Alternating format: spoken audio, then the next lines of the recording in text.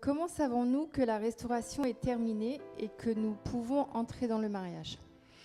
Alors, pour savoir que la restauration est terminée, comme je le disais tout à l'heure, elle ne se termine pas, la restauration. Elle continue jusqu'au jour où Jésus-Christ viendra nous enlever. Mais comment savoir, ça rejoint un petit peu la question de Christian, un petit peu, où elle voulait savoir si quelqu'un peut simuler. Donc là, pour savoir que la restauration est terminée, c'est pas terminé, mais pour savoir qu'on a atteint une certaine maturité dans dans notre restauration et qu'on est prêt à entrer dans notre mariage, c'est en regardant le fruit de l'esprit sur la personne. Il y a des personnes, parce que tu peux être quelqu'un de colérique. Ça, c'est un exemple que je prends. Avant d'entrer dans le mariage, tu es quelqu'un de colérique et au fur et à mesure dans ta marche, tu te rends compte que Jésus-Christ a enlevé la colère en toi. Ça, c'est un exemple. Ça fait partie des fruits de l'esprit.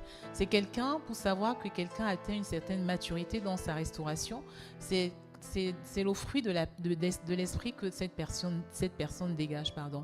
Tu vois une personne qui est épanouie, une personne qui est en paix.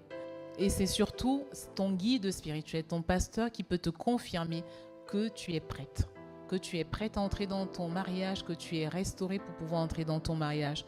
Et sache que tu ne dois pas te confier à n'importe qui. Comme je le disais tout à l'heure, il y a des faux prophètes.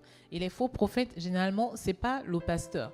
C'est souvent ces personnes qui sont dans l'église et parfois qui prennent le rôle de maman pasteur ou papa pasteur dans l'église, qui ont des prophéties sur les vies des gens et qui n'ont pas été mandatés par Dieu, qui viennent par derrière pour souvent parler aux brebis.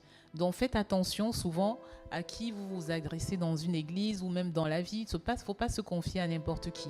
Il y a des gens qui peuvent avoir un don de voyance, mais ça ne veut pas dire que ces personnes sont spirituelles dans le sens de la parole de Dieu. Ça ne veut pas dire que ces personnes sont mandatées par Dieu. Donc, il faut vraiment que tu te confies à ton pasteur ou à ton pasteur pour être sûr que tu es dans le bon processus de ta restauration et que ta restauration est arrivée à maturité pour que tu puisses entrer dans ton mariage.